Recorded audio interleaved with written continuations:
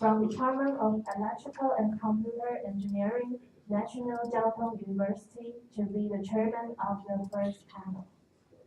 这场 panel 有3位与谈人，分别是台湾大学电机系张时中教授、国立中正大学资工系黄仁宏教授，以及国立交通大学资工系林盈达特聘教授。我们现在掌声欢迎张教授。谢谢你们，谢谢你们。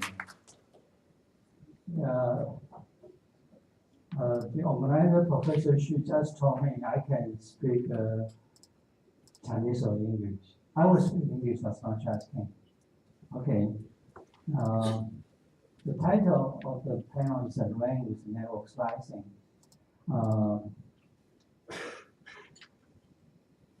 We have 3 panelists. The first one is Zhang Shizong Jiao. Yeah, he's from National Taiwan University.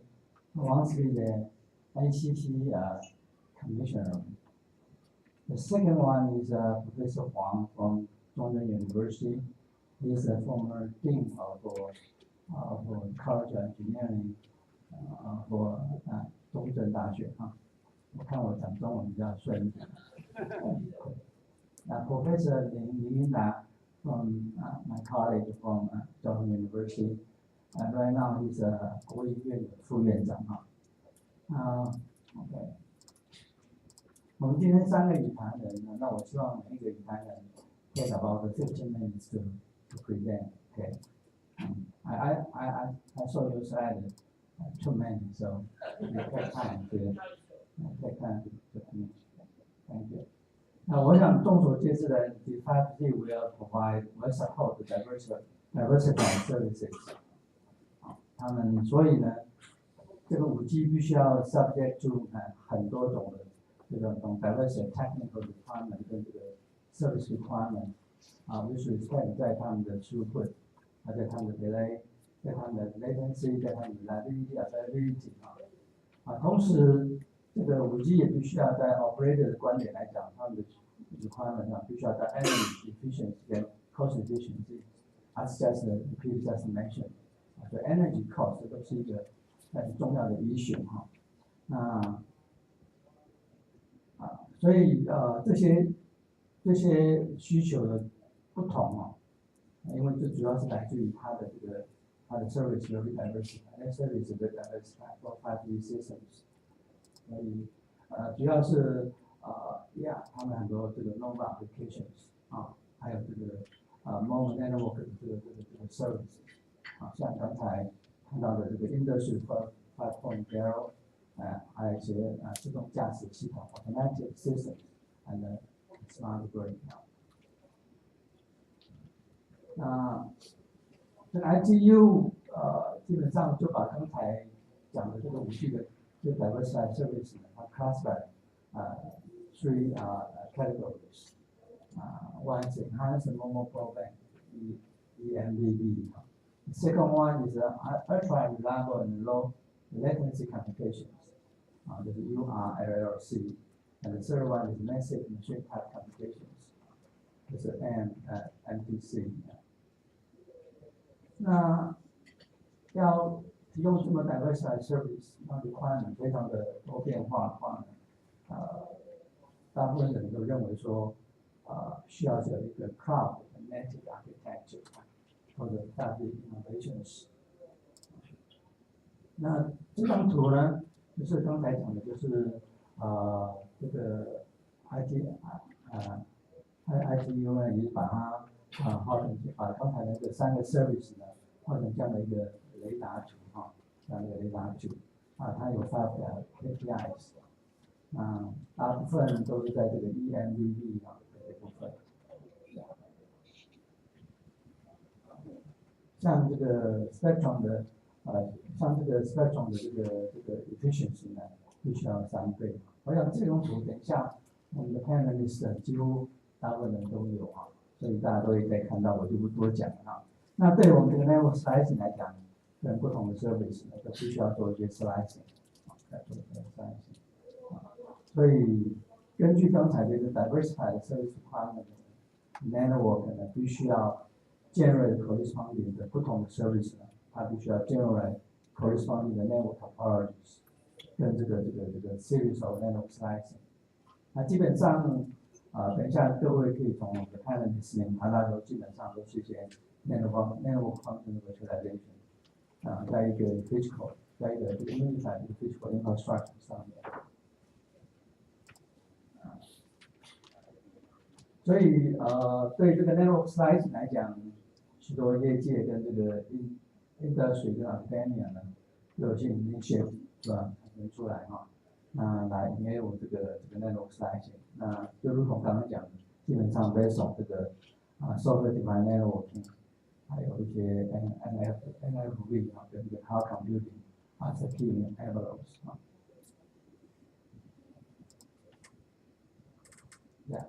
那就是说很多的 techniques 呢都在这个 slicing 这个 network infrastructure 上面，但是这个 RAN 的 slicing 仍然是一个蛮大的 challenge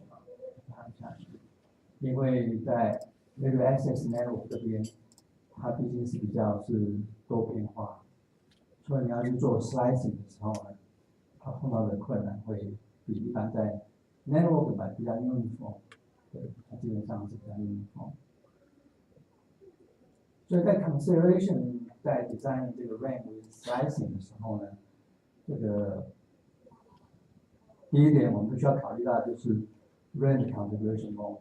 刚刚讲的就是说，不同地点的、不同地方的、不同功能的这个 RAN， 它的 configuration 会弄得会有所不同你们要提供不同的 service， 所以针对它的时候，你怎么去做一个有效的？当然，我们现在可以讲说需要一个 efficient 跟 fair 的一个 slicing。第二个就是它的这个 slicing 的这个 depth 原则上就是说我们到底要怎么来切的会更好。那牵涉到就是 flexibility 的问题，还有它的这个 utilization 的问题，还有这个 regulation 的问题。时钟兄是 NCC 的委员，也许他可以谈谈这个是有什么 regulation 会对这个，有一些客户资料的问题，各自的资料问题都是一个重要的问题。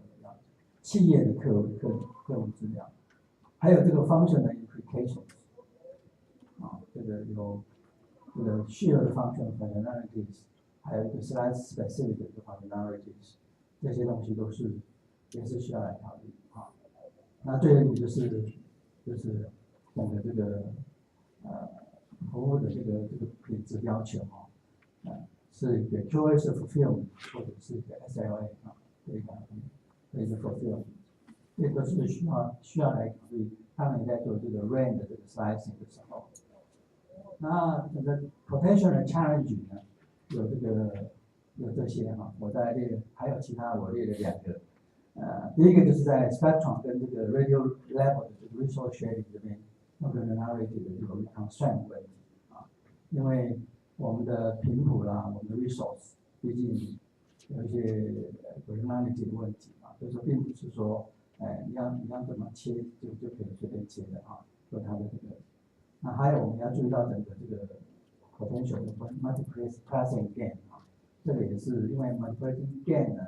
会让我们的这个 efficiency 更高，所以我们也不能够说切得很死没有那么多弹性另外一个就是radio access technology 的heterogeneity 跟 spatial diversity 问题，也是刚刚讲这个 RAN access technology 在不同的地方、不同的应用、不同的 services 的 support 的时候，它的 configuration 和 architecture 它的 technology都会有所不同，因为将来自然是刚刚讲了很多种 category， 对不对？有些很快的，有些很慢的所以刚才这个 Peter 讲，我们当然的 asset design 也可以有很快的可是我当然也可以普通的像一般 IoT 的应用，那我们用 several 这个十几个、20几个、50几个这个 nanometer 来做就可以了，我们不需要那么快那像这些的应用呢，都会导致整个 range 这个 technology 不同，还有一些 spatial diversity 问题，像这个 tactile 的 internet， 它也需要你这个明确的知道这个你这个 resource position 呢在什么地方有，然后来 minimize 它的 latency。好像这些问题都会影响你的整个 RAN 在做 slicing 的一样的考量。你如何能够有效？也许就是说，也许我也是最近觉得说，其实有很多 data 的收集，然后呢 AI 技术的应用，都能够来把 apply 在这个 network slicing 里面。所以这些东西其实对，都很多东西都可以来做，来把它得到好的效果。那所以呢 ，how to abstract， how to share the radio resources， 像 frequency spectrum 啊 ，radio configuration in cloud， network slicing 这东西都是一些议题。那我们的目标当然是希望一个 flexible 跟 dynamic architecture， 来 enforce 这个 network slicing， 使得我们可以有一个 efficient 跟 fair 的一个 resource sharing network slicing。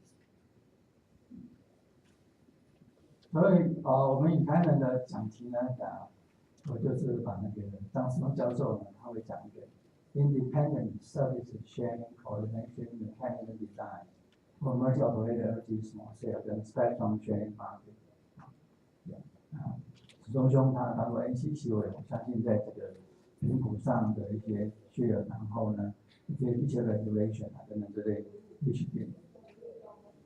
然后黄荣宏教授就做一些5G的 network slicing。我想我们 slicing 的观念基本上的方法应该都是类似只不过可能是你的考虑点会有所不同。另外一个林一达教授呢，他会做 random slicing with computing resources。那以上是这个我们的，那我们接下来就请那个史忠兄 B4G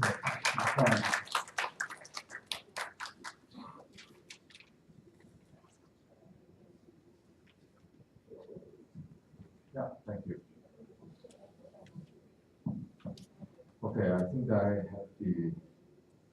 I give myself a duty to make up some time. So I set my alarm at 12 minutes. Okay. Whenever the alarm sounds, I will stop. Okay, that rule will be very. Okay, I got email from Chairperson Chen, okay, from Professor Chen 2 days ago. Okay, telling me that's his slides. Okay, and would like us to be more focused on RAN with network slicing. I got the message. So I changed it and I shortened my title, both my title and the slides. Okay, I got the message. All right. Okay. Well, I think one of the prominent thing in the current world, in addition to mobile communications, AI, another thing is sharing. Okay. So sharing economics is a very prominent phenomenon, okay, or something's going on in our current world. Okay, so the sharing, starting from the physical layer, okay, researchers are designing new waveform, and we have a radio access network slicing, okay. For those who are from either Belgium or from, I don't know where Robert is from. Yeah, but country, the Germany, okay, from Europe. Do you know the Three Kingdoms? In the Three Kingdoms, a novel. Okay, it says if the world has been divided for a long time, it will be grouped into one united, and if united too long, it will be separate. So the resource, it's dividing and grouping, okay. But I think what's happened is the prominent phenomenon is sharing, okay, at the spectrum resource, okay, network infrastructure, okay, and the idea is to make agile or flexible and optimized shared access. Okay, what Peter just talked about. Okay, always connected. Peter, you talk about power. When you are always connected, how about spectrum? We have only very limited spectrum. Okay, so and I took this from the EU coherent project. This is their range sharing slicing. Okay, we have sharing in RAN, sharing the infrastructure, and sharing in the spectrum. And all the sliceable elementary resources include antenna, front haul, back haul, okay, CPU, radio resources, spectrum, okay, the configuration, the chain, or where to place it. And there is for me, as a control researcher, resource allocation research, one very interesting topic is the trade-off between slice isolation and the resource share. Okay, and do we dedicate elementary resources? How do we dedicate the resource to the slice, and how the slices be used, and how do we exploit the statistical multiplexing game through sharing?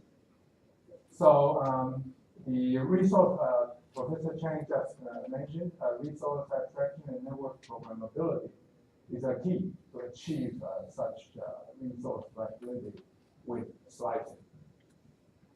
Okay, so the trade-off is essentially between, for example, there's one aspect, okay, between utilization and flexibility.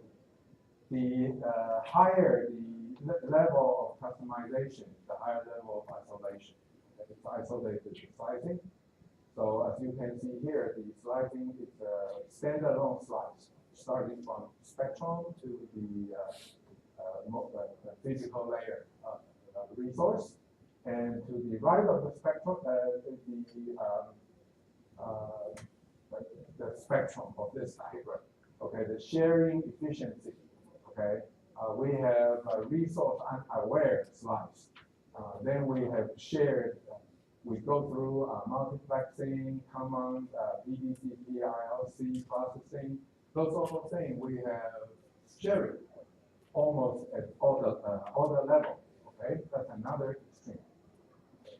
And so let me share, okay, some of the research that we have been doing with Professor Chitang. Okay, as Professor Chan mentioned, I served in NCC as a commissioner for 2 years, and at that time, one of my major tasks that I completed was the digital switch over of Taiwan. We switch off the analog terrestrial TV signal, and in July 1st, 2012. So what do we do with the UHF bands that become available because of the digital switchover, the so-called digital dividend? Okay, so I started to get interested in the resource allocation of spectrum, and we have a lab in National Taiwan University. It's a dynamic spectrum access lab. We use small cells. We designed a controller. Here in Zhongshan, we collaborated with Professor Xu. He has a small cell lab here. So through internet, we designed a monitoring and control center with a spectrum repository. Okay, we can do spectrum sharing. We also have a collaboration with ITRI. They have Athena Zone, and they have a testbed. Peter mentioned, okay, no matter it's IoT or spectrum sharing, okay, just talking, people will not believe. Okay, seeing is believing. So what we did, we set up a testbed environment jointly, and we are, of course, I take this opportunity to invite whoever's interested. Okay, you are welcome to talk to either Professor Chu, TTC, or my lab. We welcome you to join our testbed. Okay, and this is the monitoring display. Okay, for design for the for TTC or the regulator. We share spectrum. The green lights means the secondary, which is design. The secondary is LTE, MNO. Okay, MNOs, and the income band is special program making and special event. For example, like TV special event broadcasting. Okay, we are doing on the 2.3 to 2.4 gigahertz band. All right. The red light means the income band is used. The idea is you rent a room from your landlord. Okay, and the condition is that the rent is much cheaper because the landlord may come a few times during the year in the weekend, so you have to move out to let the income band to come in. And whenever the income is gone, you come back to use that room. Okay, so there is a registration and sensing-based evacuation and reactivation. Okay, this is the procedure. Okay, I'm not going through all the details. Okay, basically we have demonstrated the when income band come back, no matter by registration or without warning, okay, just come back. The secondary can move out, and when the income band is gone, the secondary will be reactivated. Or channel hopping to another channel, okay? That's for the system we have, the test bed we have. So we want to go, we like to go further down. So this is a research. Okay, that's the original title and the slides in the conference material. We consider sharing not just spectrum, but also radio access network. Okay, so we go sort of top down. Okay, from resource point of view. And okay, I have only 1 minute and 43 seconds. Okay, so basically the idea is that, well, MNO share at radio access network. Okay, Professor Chan and I served in the Universal Service Fund Management Committee before. Okay, one very interesting question is who is going to build 4G or 5G base stations in the rural area, non-economic area? Okay, one very straightforward idea is they build one base station. Okay, they share. Okay, shared access. Okay, that's university professor would think, like me, would think that. But for their business point of view, they may not want to do that. Okay, so the first question is, would they do that? They are competitors. They are competing, especially in Taiwan. They are competing for subscribers. Okay, so we propose a sharing framework. Okay, with a coordinator, independent service coordinator, just like in the United States electricity market, they have independent service organization to help the energy trading. Okay, so to make the long story short, we designed the algorithm, game theoretic based, and we implemented it into a system. And the finding is that when the traffic is in low intensity, then they do not compete for subscribers, then they would share. they have win-win situation. But when there is in a high density scenario, they may lose subscribers. Okay, they will not collaborate in sharing the radio access network. Okay. This is the last slide, okay, the RAN slicing and sharing issue. So let me go back to the slide.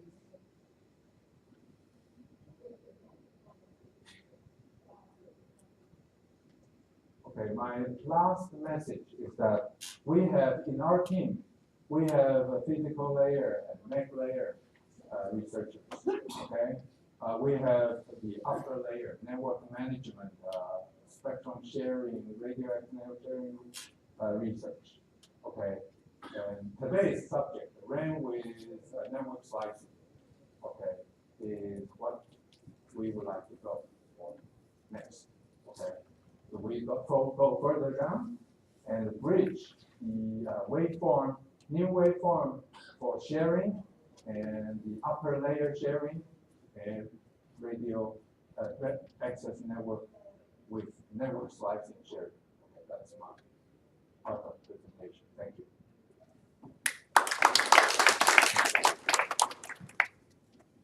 So the next one is this one.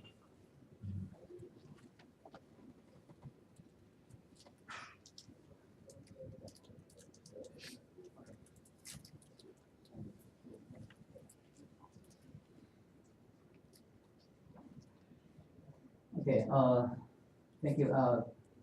Good evening. Good morning, everyone. I think I probably will mix the languages. Maybe some of my slides are in Chinese. Okay, I'll talk about the network slicing, but from the more on the core network aspect, because that is the research topic that I'm working on. And I will give a very short and very punctual presentation. Okay, this is a roadmap of 5G, and certainly we are looking for. I was looking at the 2020 with the real deployment of the 5G networks, and this is the Professor Zhang Dongru has mentioned about the diversity of the service of the 5G networks. And so that's make the topic of network slicing, because the 4G network, actually the 4G network also supports lots of diverse services, but they use the same core network, and certainly also use the same RAN radio access network.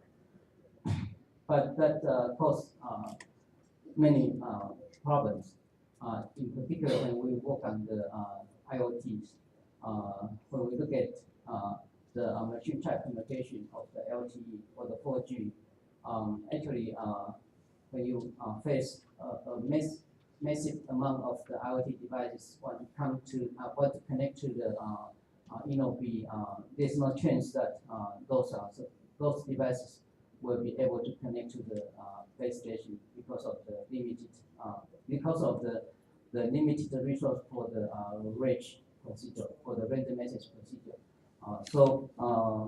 It needs to be changed because of these diverse requirement of these services. So this I think the 5G infrastructure will look like this.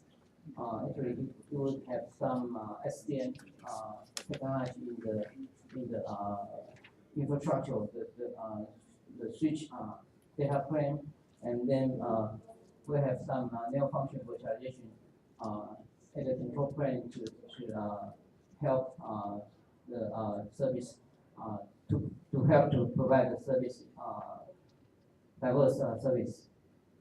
So network slicing actually enables the network elements and functions to be easily configured and reused in each slice. And so this is probably the major concept that I think is important for the network slicing. Well, I think everything is about the virtualization. The purpose of virtualization is two points. One is for isolation, one is for QoS. And this you can isolate, and this you can virtualize your resource. You are not able to isolate your resource and provide QoS because if your underlying resources are to be shared without any control mechanism, without virtualization mechanism, you are not able to isolate and provide the QoS for different service. So I think virtualization is the key concept to this topic. We talk about SDN and NFV in the last 2 to 3 years, and those technologies becomes mature in industry, in particular this year. So when the MEC concept comes in, actually it further make the core network become more rich. Okay, so the mobile edge computing also brings some network function to the edge of the core network, so that we can do much better than current core network. Okay, so that's I think that's the point is that if we want to do network slicing, then we will do it end to end from the radio access network to the core network. The radio access network, how to do the slicing, Professor Dong has talked about something about it. But that's not my specialty, so I don't know how to do it. But currently, 5G has tried to provide a separate of the spectrum. So for the narrowband IoT, they use separate spectrum. That's separate from the spectrum for the smartphones. So currently, the network the radio is sliced by using the physical separation. For the core network, it's really based on the virtualization. So what we see is the 5G network will have network slicing that actually has three kinds of virtual networks. Okay, that would be just some scenarios where we could have one application actually use one radio access network and go through one virtualized EVC to the internet of the application. It could be also two types of service that share one virtualized radio access network and then go to different core network, different virtualized core network. That are all possible scenarios. Okay, so this is the challenges how we do the network slicing. I think currently it's like a new concept or new technology we need to develop. So these challenges, most of the challenge comes from the first point. We need a unified reference model. That's actually that's a standard. How can we do this network slicing by a standard way? So there need to be the reference model so that we can do the network slicing, follow the same rules. This unified reference model also happen to all the emerging services like the IoT. Right? So we see like Lin Bujun Jiao promote the one M2M, right? That's also a unified reference model for the IoT. So we all need a uniform reference model so that we can develop new kinds of service based on the same standard. It's interesting to see that if you want to do the slicing, maybe you want to provide some flexibility. So you need something like the slice template.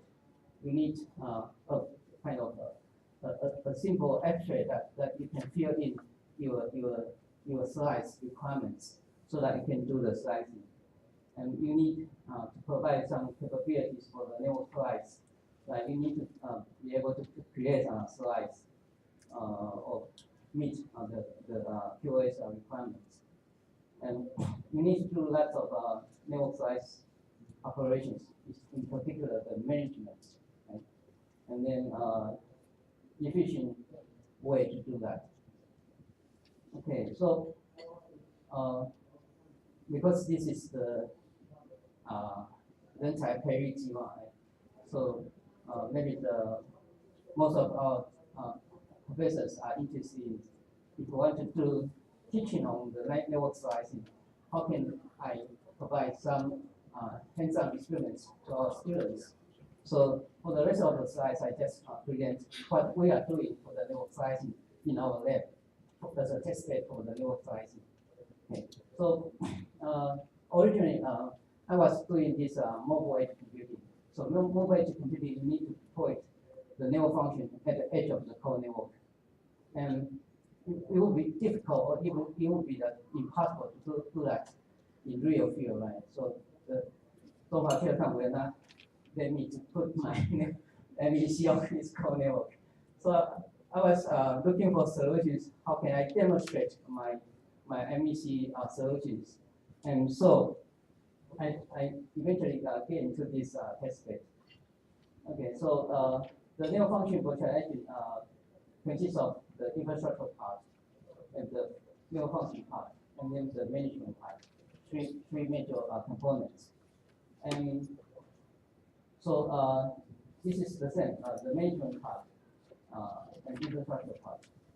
And what we have, the open source we have, we can have open NFV, but open NFV currently mostly focus on the infrastructure part. So we use this OSM, which mainly focus on the management part of the NFV. Okay, and this one more project that we can use is the ONOS, the SDN controller ONOS. ONOS actually has this project and code, and the code actually is the central office architect as a data center. So they try to promote this concept so that the platform of the telecom could be re-architected. Okay, and so that they would bring the network cloud technology to the core network. Okay, so we use this STI OSM open source, and the open source OSM is open source manual. Manual means management orchestration. Okay, so it consists of three parts of the three components: the open manual and readware and the Juju software. So the main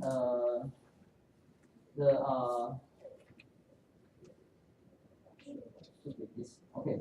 So this is the major component of the open manual, and so open manual will deal with the infrastructure of the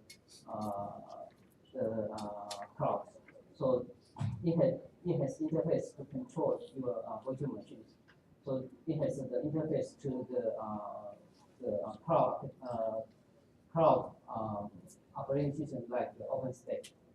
And this is usually to deploy your service. Okay, this is just some hardware configuration that the minimum, but this could be done in the OpenStack. So this is you can see this as the requirement of the VM. And this is the visual connection. So after we install the OSM, we actually will be able to get the photo of the OSM. And the interesting thing is that we actually will be able to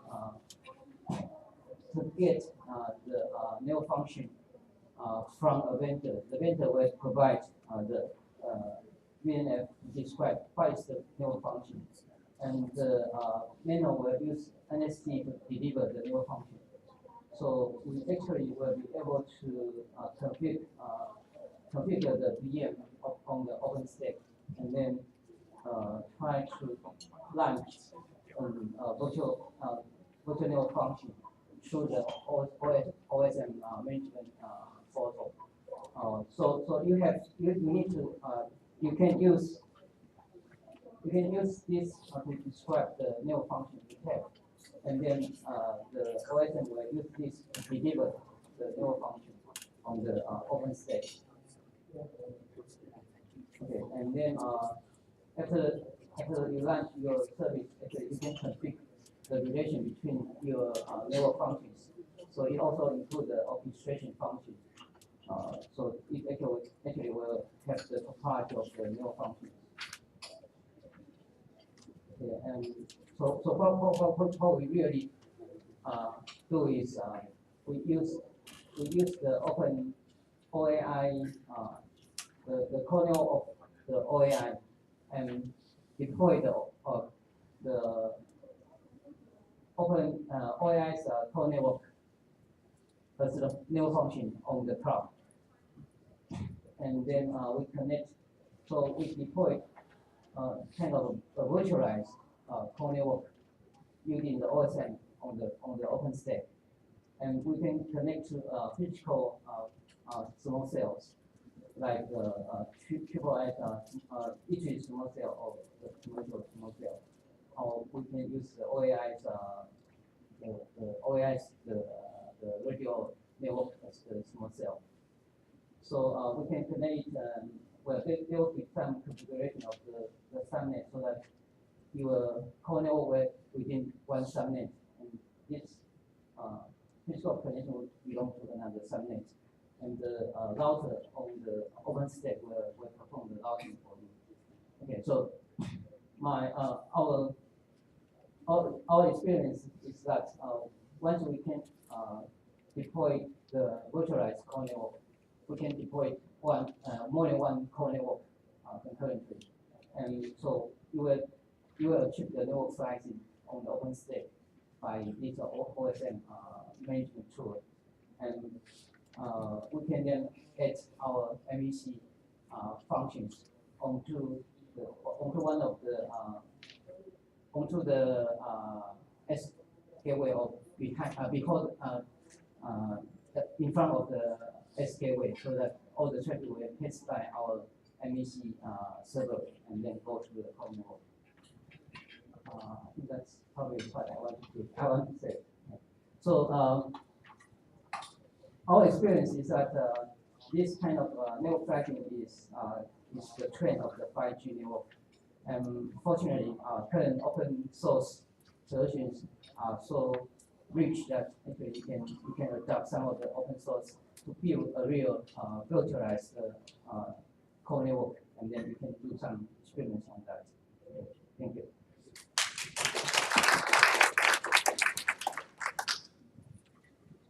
Thank you, Professor Huang. Next is Professor Lin.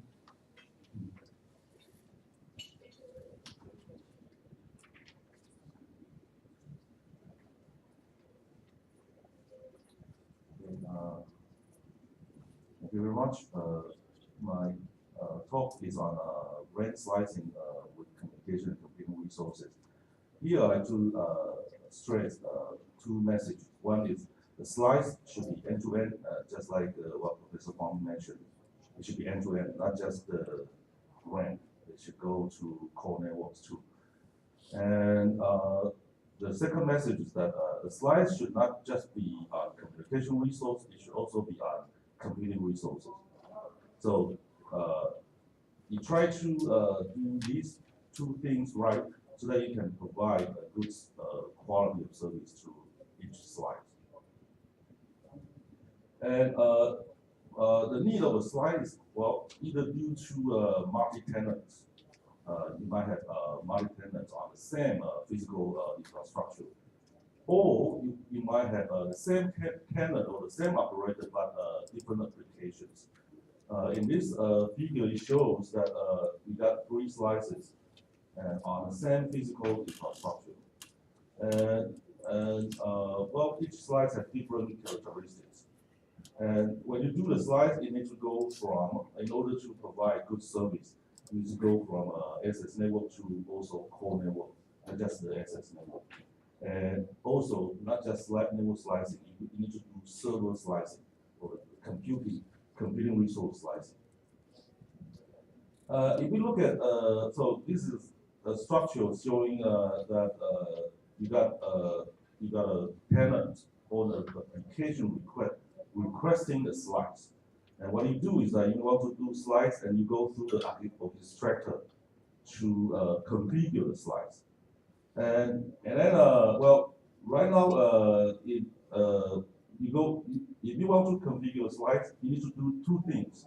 One is to slides on the server, and one is to slides on the network.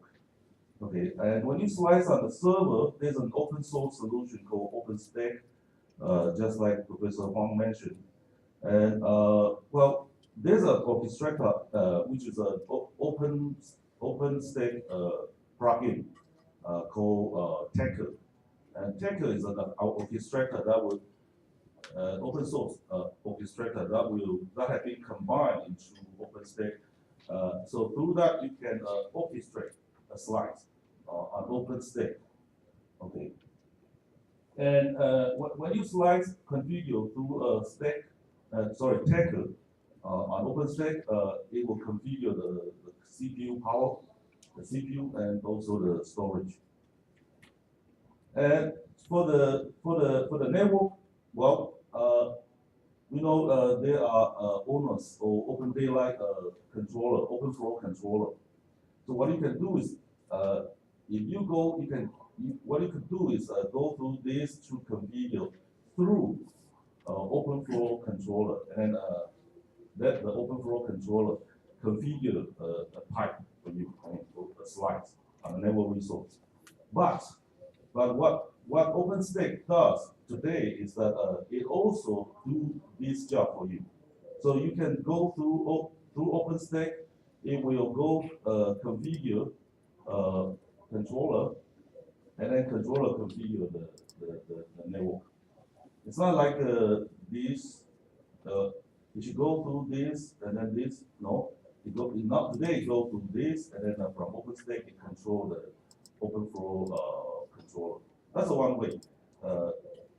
In a sense that OpenStack is above in the hierarchy, above owners.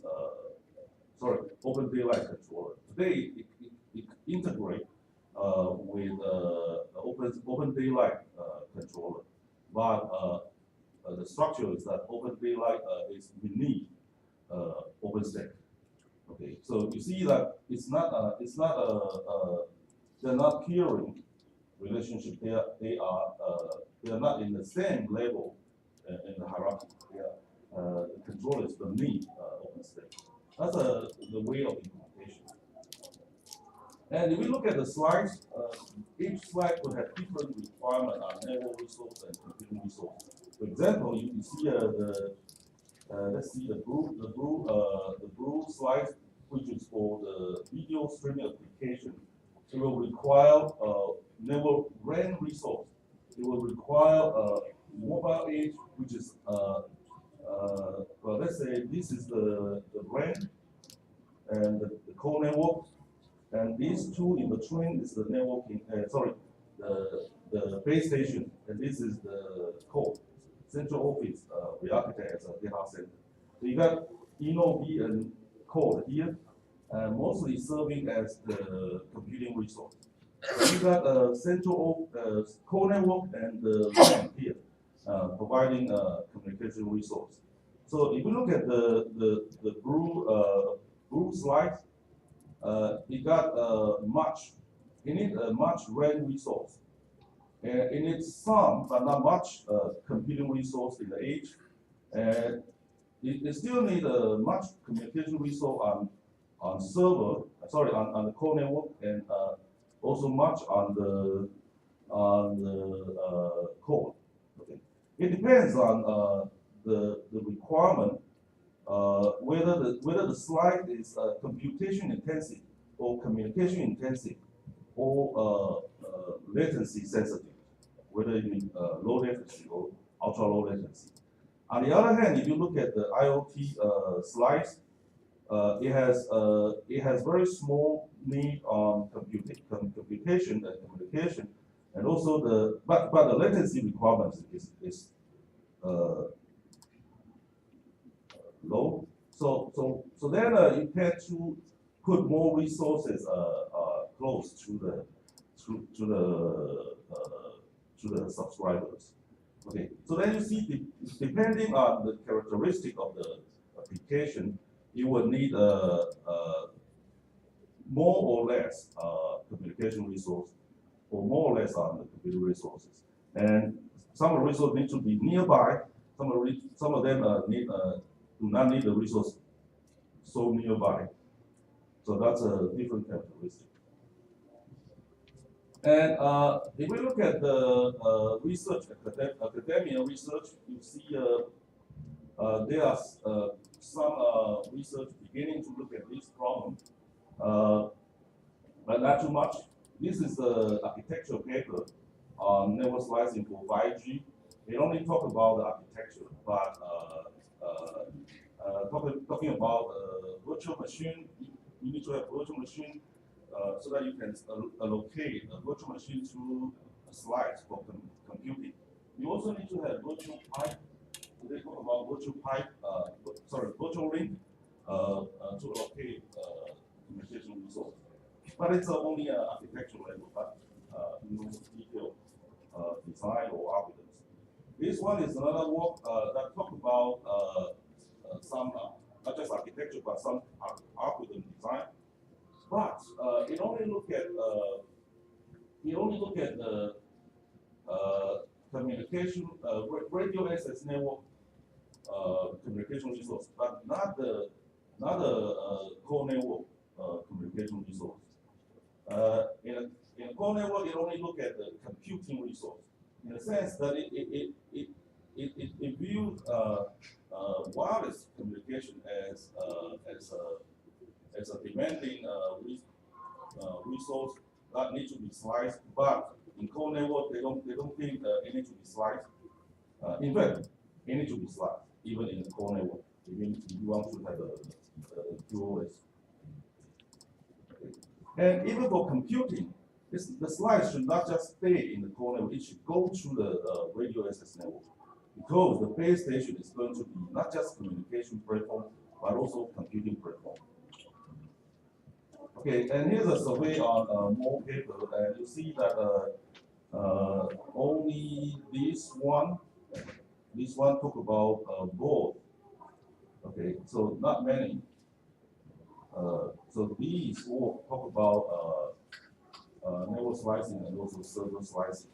But these they only talk about network slicing, but not server slicing. And if we look at the open source implementation again, you see that in OpenStack through Open Daylight, you can configure the bandwidth of the virtual ring. You can configure how many megabit per second you need. So you can configure your logic link, and through Open Daylight, it will configure to enforce the logical link on top of the physical link. So the granularity of the slice could be very good. I mean, in terms of megabit per second.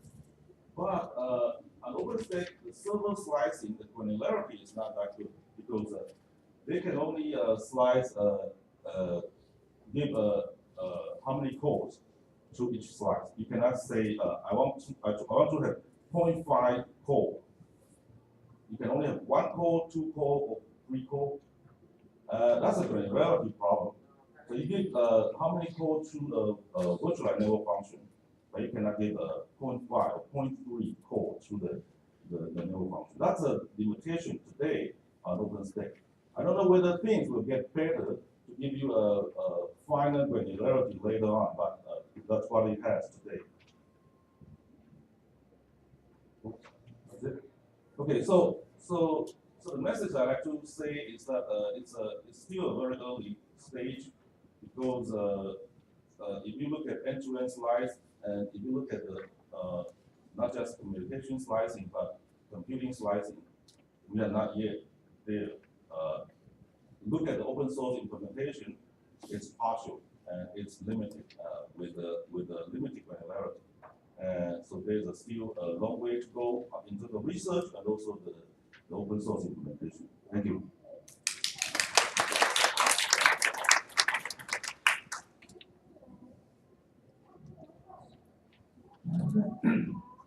Thank you very much for the three distinguished speakers. Right now, we still have 20 minutes for discussion. We have to see here.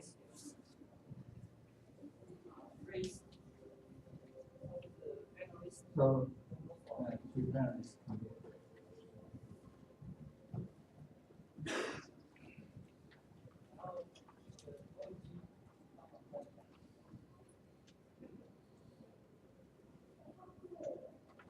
Yeah, make it nothing. No.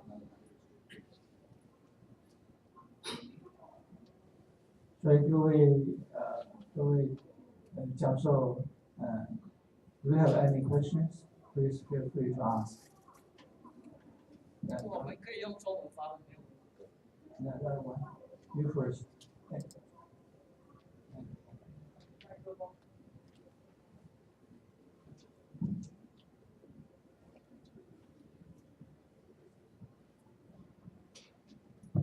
Thank you, Professor. I'm Paul Chang from NC University. So my question is that we know that network slicing is very important and very promising. But my question is that about the industrial companies in Taiwan. What are the opportunities for the companies in Taiwan? Because in my calculation, I know that Taiwanese companies do not have some very critical knowledge about the core network or RAN. So if we in the industry, in the academic, just focus on some interesting research topic, but I cannot see any benefit to our industrial companies. So I want to know your thoughts about this. Thank you. Okay, thank you.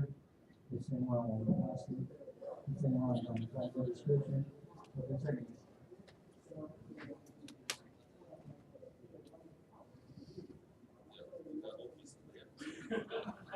It's kind of obvious. Next. Okay, let me try to answer it from the operation and resource sharing point of view. Okay. Fact number one is that Taiwan has a strength of doing edge or devices. Okay, and the core, I don't think we now have that market share or strength yet in terms of our industry. But for 5G, personally, I think from a resource point of view, 5G small cells will be competing with Wi-Fi. Okay, indoor. Okay, we spend about 70 to 80% of our time indoor. So we talk about the vertical integration. Okay, for IoT application or future 5G applications. Okay, there will be many indoor applications. So from resource point of view, for example, in this big building, how does the building management, deploy the future generation of communication infrastructure as part of the building, and then coordinate the resource sharing? Either the building management does it itself as a micro operator, or outsource telecom operators or to do that. Okay. To answer your question in specific, Professor Lee, I personally consider the notion of micro operator in combination with the strength of our industry. That could be an opportunity. Okay. Yeah, My 2 pennies. Did the professor answer your question? Okay. I'm in the process. I'm in the process of persuading the government to look at the 5G in a different aspect. Currently, most of them, the 5G office look at the small cell market mostly, but I think that's totally wrong. My argument is this: you see, the rise of open source solution into the cellular system. That's a fact. That's an observation. You see that introduce the market for white box solution, bare metal solution， 就白牌的这个硬体啊的市场。So operators are going to utilize a lot of open source solution onto the bare metal machines, which means that the branding of Ericsson, Nokia, Siemens, their dominance is going to be less. Today, the dominant market like 100%, including Huawei. Okay, but tomorrow probably they drop to 50%. The other 50% is going to be white box solution with open source. That creates a chance for Taiwanese vendors. Okay, we know that IEEE and E3 they all do some research and development on EPC virtualization or a lot of virtualization stuff. We know that E3 has the eNoV solution. Yesterday, we think it will go nowhere because we don't have the channel to get into. We don't have the brand name. We don't have the channel to get into that market, the operator market. But because of that white box bare metal open source solution, that creates a window for us. If your product is solid enough, combining with open source and fine-tuned, tested, solid enough, then it's possible to get sales from the operators worldwide. That's my personal argument, but I have evidence. To support my argument. You know why Honghai wants to acquire Yatai? Okay. Yatai. Well, among the operators, Yatai is going to be a small one. Well, Zhonghua Telecom, they could have a annual revenue of more than 100 billion NT dollar per year. Probably Yatai is going to be just 50 billion per year. So it will be probably one third of Zhonghua Telecom. So, but that revenue is small to Honghai, to Foxconn. What Foxconn wants is using Yatai as a test bed, as a field, to test their product line, including base station, including core network equipment. Okay, they get it tested in Yatai, and then solid enough, they can sell it worldwide to any operator worldwide. That's the strategy. So that's the reason why Honghai is not that interested in the revenue of Yatai. It's interested in getting the field trial test bed, so that their product can go from score of 80 to the score of 90. Okay? Because from 80 to 90, it's called something called customer found defect. You couldn't find it in the lab, in the lab test bed. You should find it in the field, and that's a strategy of Honghai. And if Honghai saw that, our government should be able to see the same, and define a totally different strategy for 5G industry. Thank you. Yeah. Okay. Thank you, Professor Lin. Is there any question? Go ahead. Hi, I'm Professor Wenbin Lai from Yangtze University too. I have one question for Professor Lin Dang. In your talk, you mentioned that the computing resources of the platform deployment is limited by the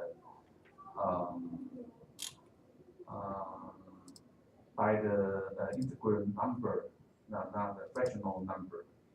And so I wonder that because OpenStack is so widely used in the cloud and also in the mobile age, but it also had lots of problems because this type of computer resource limited problem. And there's a new trend on the bare metal deployment method, like something like metal as a service, strongly promoted by the canonical company, which actually produces either Ubuntu Linux. And in that case, container technology can be deployed too, not just the VM type. And so in that case, perhaps the limit of a computing resource allocation could be can go from an integer to a fractional number. How do you look at that? Okay. Yes, we because OpenStack is designed for data centers and with a lot of machines, a lot of physical machines, and I think probably in central office as a data center, there are so many machines that at each machine there are so many cores, so you don't care a fraction of a core, but so probably there it's still integer number of cores. I mean, when you do the allocation to a slice, but on a base station, B, I probably have only 4 computing boards on a base station in order to support the computing need of the EU around this neighborhood. And then I probably cannot slice. I need to do a more fine-grained slice. So then then otherwise I could have at most only up to 4 slices that I can support. So you can see the need will be here in the B computing board that you need to do a more fine-grained slicing than in the central office. And I don't know, perhaps well, OpenStack is too big for base station. So you need another solution, another operating system, another virtual machine operating system that can work. That is a lightweight, much smaller, and that can work on the base station. I think that's the need. Probably not from OpenStack. Okay. Is there any question?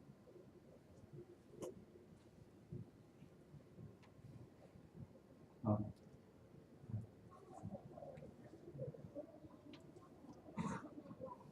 I think in the keynote, Peter mentioned the importance of application.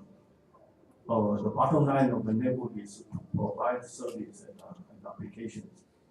So I was wondering what kind of driving application do you have in mind to drive this next generation network and to demonstrate the capability of your test bed so that we show you can the network is optimized for this QoS requirement for these different applications.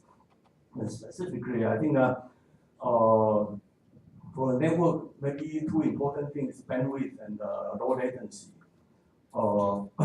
Many new applications like virtual reality or augmented reality or IoT maybe also require low latency. And so I'm not in this field, but I'm curious what this network has done to try to optimize these requirements.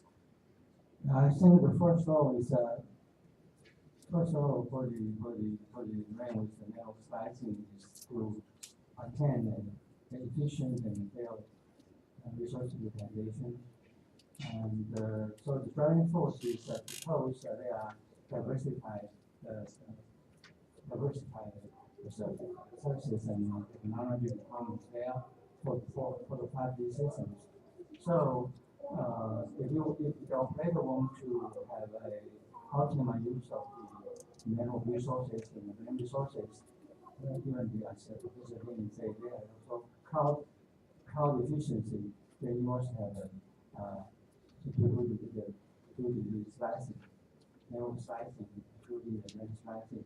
Just as right now, the network also have virtual networks to provide some services, so as to meet the latency requirement or meet any kind of requirements. Yeah. So I think the driving force is very clear and strong there.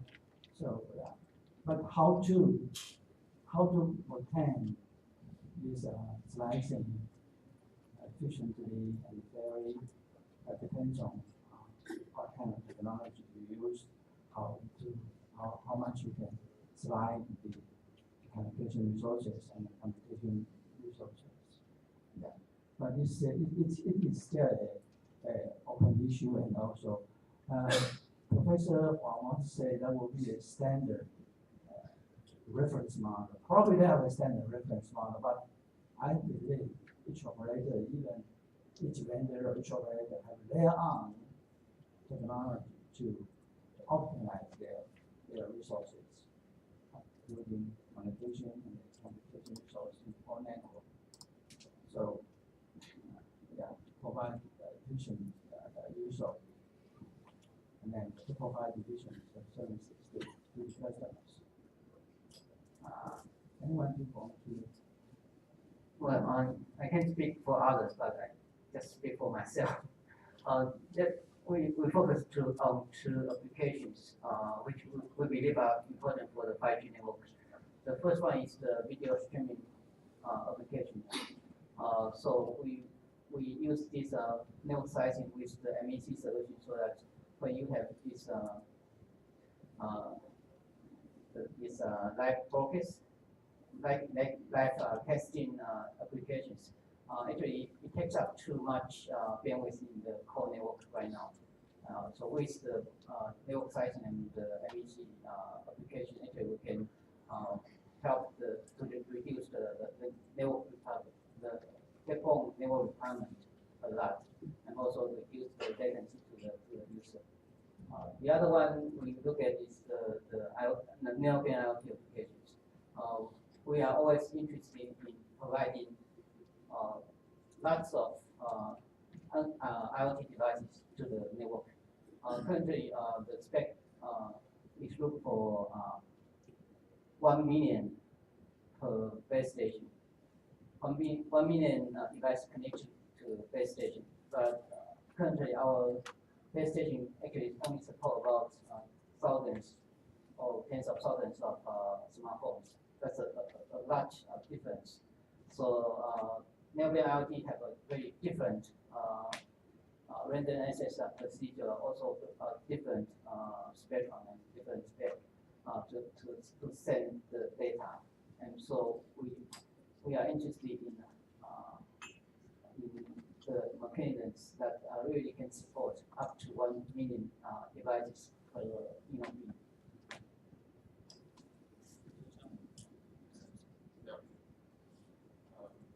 Not a comment, but to share. We have been working with III on an EUTW Horizon 2020 project, okay, which is the project is called Clear 5G, basically addressing convergent access for a factory of future. Okay, and so we have recently talked to some of the factories and automation industrial automation companies. Okay. Since the question is about applications, it's not so clear whether a factory of future really need 5G. Okay, I can only share that recently there is a controller. Okay, manufacturer, designer of the machine tool controller for plastic molding machine， 塑胶射出成型是不是叫做plastic molding？ 我不知道 molding 就是成型。Okay, they would like to increase the number of sensors, okay, in the machine, okay, and they would like to add the sensors to the existing tools, okay, and send the information to fog or edge computing part to do the computing, okay. But they told us the delay is they would like to have less than 1 millisecond. I think that's pretty tough to do, okay. And the second piece of information to share is I talked to my TSMC friends. That's probably the factory of future now. Okay, they are already industry for at least 3.9. Okay, I asked them about their wireless communication requirements. Okay, they pondered for quite a while, and they came up with one thing. Okay, they think their equipment vendor may use 5G communication. Okay, when they go into the clean room to troubleshooting or maintain their the tools. Okay, for semiconductor tool, they have more than 4,000 sensors, and the data sampling rate per tool. And data sampling rate is about a millisecond. Okay, they take data samples. So it's kind of big data. They have a lot of tools. So for the equipment vendor, they can use AR, VR, okay, to go into the clean room so that they don't need to bring in their manual. Okay, they can reduce the time they spend in the clean room. But still, I don't see, okay, that's a so-called killer application for 5G. So we don't know, okay, because a lot of new application could happen when the technology is available there. But currently, even our factory of future in Taiwan, okay, does not seem to have obvious killer application in terms of smart manufacturing, okay. Although another thing that could happen is like Professor Zheng Fangtian of National Cheng Kung University, he has this advanced APC using model-based prediction, virtual metrology type of idea. But there, pretty much you use a wired network. There is no strong justification that you need wireless communication like 5G. So I would like to learn the feedback from the audience, okay, probably during lunch or during the break. Thank you. Yeah, I think the company wants to use 5G probably because, let's say, telecom grade of service. That's nice telecom grade service. But they want to use a 5G instead of other kinds of wireless communications. Personally, I feel IoT could be an important driving application because there are so many fields all rely on the network. I was involved in the power project, and actually they were also talking about using internet to do the controls over the circuit trip. They can immediately do something. But this all impose a very stringent requirement on the delay, on the latency. It seems most I heard more on the bandwidth, but many new applications for many new applications, latency will be even more important. And I'm not an expert in this area, but I would like to know more about what you do on the latency. Thank you for this. We have almost 10 minutes over the time, but we take the last question. All right. Anyone?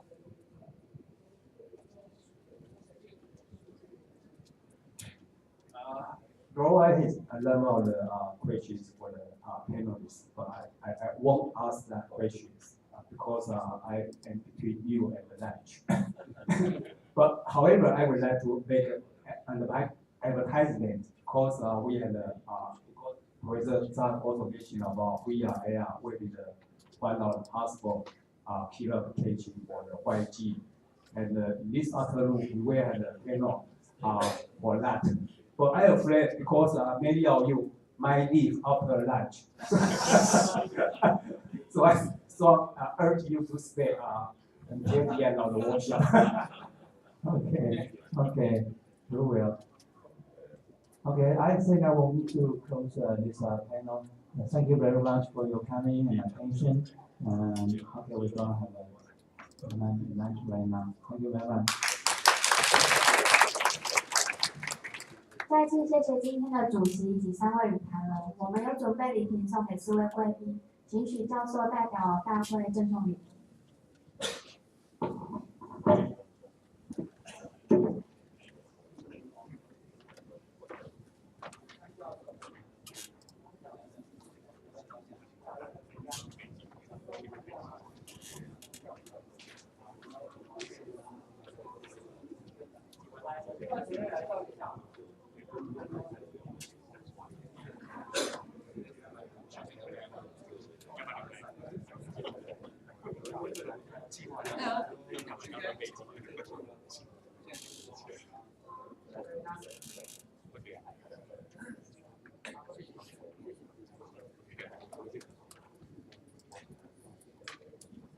现在是中午休息。